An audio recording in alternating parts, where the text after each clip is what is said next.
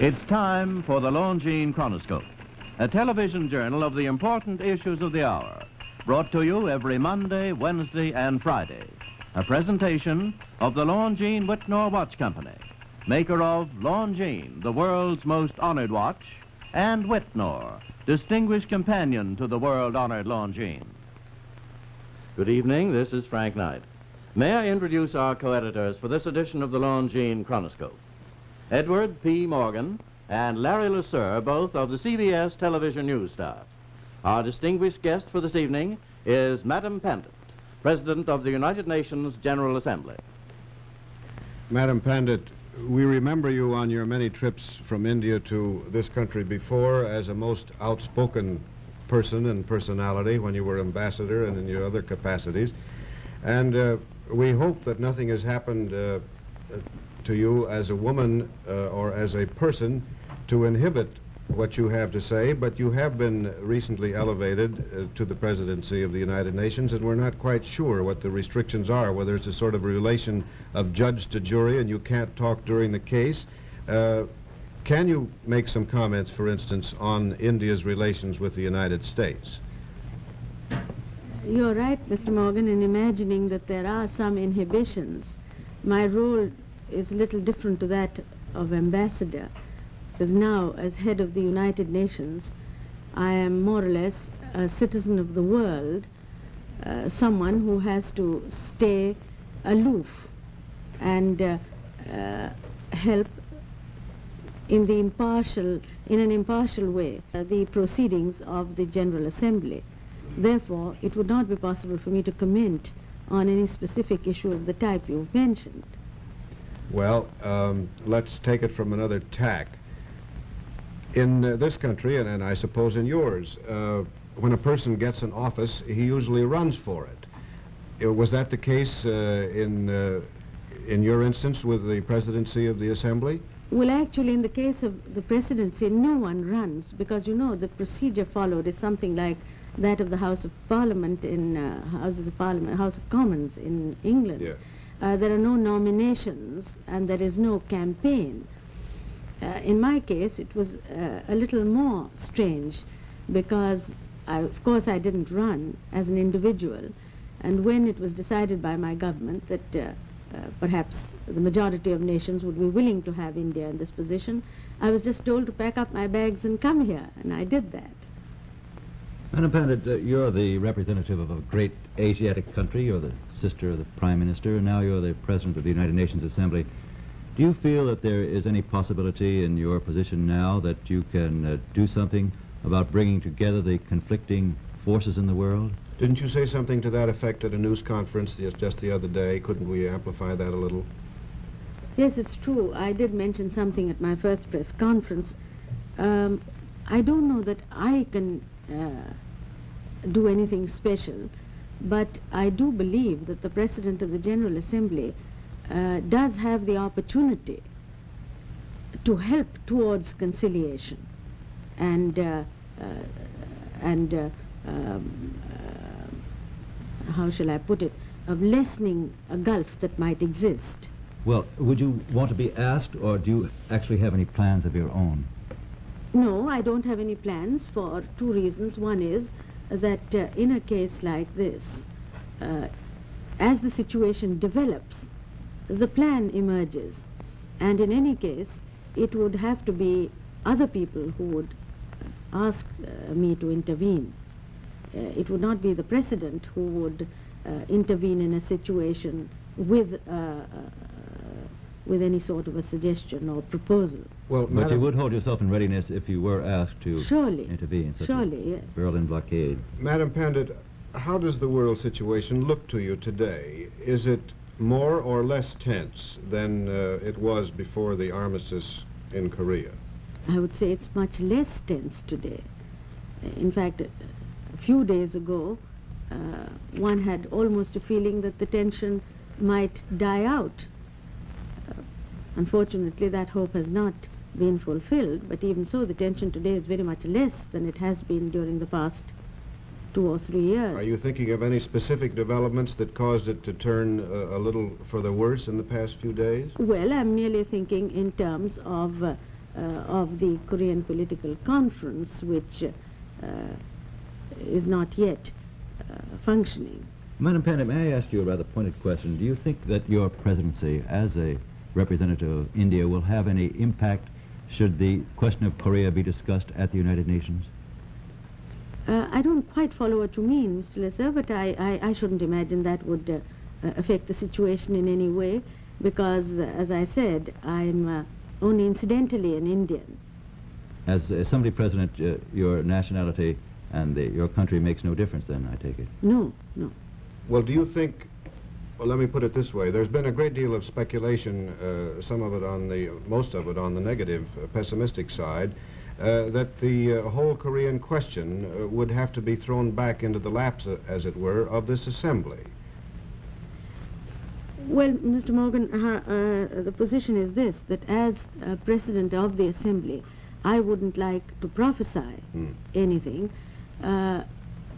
We have to wait and see how developments take place, and my job, and I believe the job even of the responsible leaders of delegations, would be to try and help any development which might lead to a fulfillment of the idea which we had when the ceasefire in Korea was negotiated. Well, Madam Pandit, because there are still some doubts, and they were expressed only today in that second note that the United States sent to Beijing and Pyongyang, do you think that there will be a Korean political conference?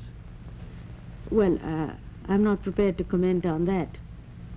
But if there is none, then your position as Assembly President will have a very important role should the whole question be thrown back to the United Nations. Why do you say that my position as President? Would you mean any President? Yes, or do you mean the yes. position as President. Yes, certainly the responsibility to try and find some way out of a situation which is delicate and might become threatening.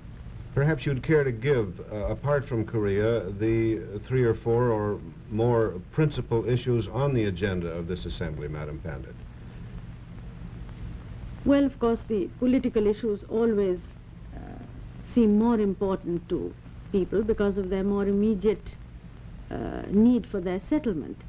But, of course, the racial issues that are now before the Assembly and have been for some years are growing in importance, and I think that their solution is very, very important if we are to have any kind of easing of that kind of tension in the United Nations. You're referring, for example, various racial conflicts that exist in the world and which have been of which the continent of Africa and other places. The various things of which the United Nations is seized at the moment. Then, of course, there are the economic problems, problem of technical aid, to which I personally attach a great deal of importance, because I think that is one way of proving that the United Nations is doing a good job. It's a very visible way of showing it. Madam Pandit, I'd like to ask you a question which has occurred to me. Since you are the first woman president the United Nations has ever had, and you've already been in action for a number of days now, have you noticed any signs of moderation of language of your fellow diplomats in your presence? I've been a diplomat myself, and although this is the first time I've had such an exalted position, but I've been working with men in various fields for a long time. I don't think anybody has taken any special pains to modulate their language. On the other hand, they haven't in any way said anything that one could take objection to. It's just been the normal thing. I noticed you'd have to rap your gavel very vigorously a few times. Yes. Madam Pandit, many people, not only Americans but others, seem to have become over the years pessimistic and discouraged about the United Nations as an instrument of peace. Do you think that is justified? No. There are moments, I suppose, in the life of everyone when certain situations look gloomy and one feels unhappy about them. But I have great faith in the United Nations, and I do believe that it has done a great deal towards keeping peace in the world. After all, we look back and see the record of the United Nations for some of its failures. There are also things like Palestine, where the fighting was stopped, Korea, where we've just achieved an armistice, and so on. What does the average Indian think of the United Nations? Well, you know, India is a long way from the United Nations, from New York, and I suppose, to be quite honest, I don't suppose the average Indian has much thought about it. I can tell you what my constituents think, some of them. They write and ask me why I'm not attending to my duties in Parliament instead of sitting here trying to bring peace to the world that doesn't want peace. Not very different from an American reaction. Very quick. I think people are pretty much the same all over. But by and large, there's an increasing understanding of the fact that the UN is doing a big job in maintaining the status quo, even if it's doing nothing else. At least there's no do you shooting think war. that, as an Indian, that Asia is emerging as a third force between these two conflicting ideologies in the world? Well, I don't know about, I wouldn't put it that way. I'd say certainly Asia is emerging as a third force, a third force in the interests of peace. I don't know that she's so keen to emerge as a force between any two ideologies. Thank you very much, Madam Pandit. The opinions that you've heard our speakers express tonight have been entirely their own. The editorial board for this edition of the Longines Chronoscope was Edward P. Morgan and Larry Lusser. Our distinguished guest was Madam Pandit, President of the United Nations General Assembly.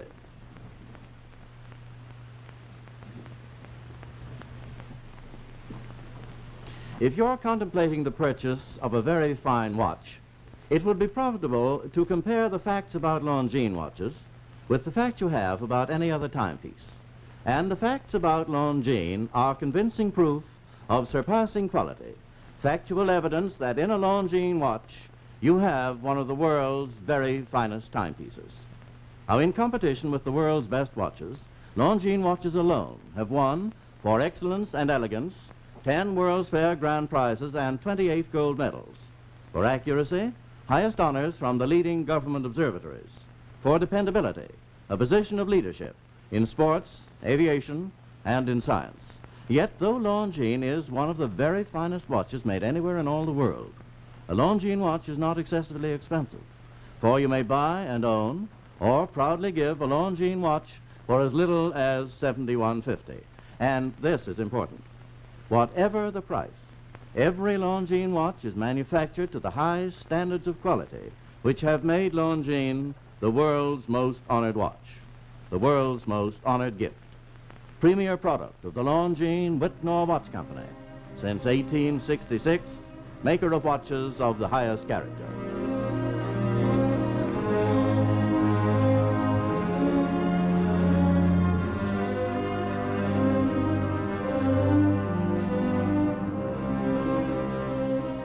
We invite you to join us every Monday, Wednesday, and Friday evening at this same time for the Longines Chronoscope, a television journal of the important issues of the hour, broadcast on behalf of Longines, the world's most honored watch, and Wittnauer, distinguished companion to the world-honored Longines. This is Frank Knight, reminding you that Longines and Wittnauer watches are sold and serviced from coast to coast by more than 4,000 leading jewelers who proudly display this emblem. Agency for Longines-Wittnauer watches.